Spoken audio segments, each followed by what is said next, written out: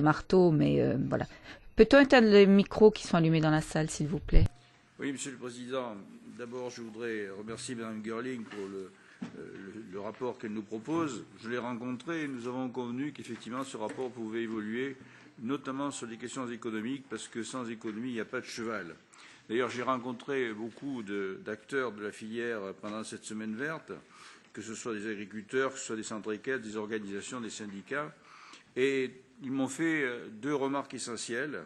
La première, c'est qu'effectivement, ce rapport d'initiative ne peut pas se restreindre uniquement au bien-être animal, mais doit aborder aussi les questions économiques, et notamment, j'y viendrai plus tard, les questions de TVA qui posent un certain nombre de problèmes. Parce que ce secteur est favorable à l'emploi, ce secteur est un secteur de diversification dans le secteur rural.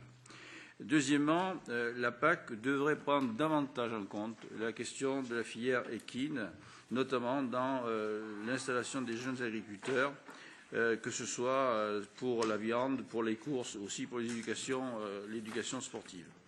Sur le bien-être des animaux, la question du transport a été évoquée. La durée de 8 heures semble convenable pour les professionnels, à condition qu'elle soit effectivement respectée. Il existe évidemment, ça a été dit, un sujet sur l'abattage. Ce n'est pas spécifique aux chevaux d'ailleurs. On vit actuellement un certain nombre de scandales sur d'autres espèces. Et il est question notamment de la formation des personnels travaillant dans les abattoirs. Sur la professionnalisation, le secteur du bien-être, il y a effectivement des activités de sport et de détente et d'éducation pratiquées sur des exploitations agricoles. Cette forme d'utilisation est une ressource importante de diversification d'activités et de revenus des exploitations. Et la question de la TVA est une question très importante parce que il y a, à variation très faible du taux de TVA, on met en péril plus ou moins une exploitation. Donc c'est très important d'être vigilant, notamment sur le rapport Langen sur la TVA qui va intervenir le 24 novembre prochain. La question des listes négatives est une question tout à fait essentielle. Un taux trop élevé de TVA, oui, mais je finis, un taux trop élevé de TVA engendre la fraude. Il faut être conscient de cela.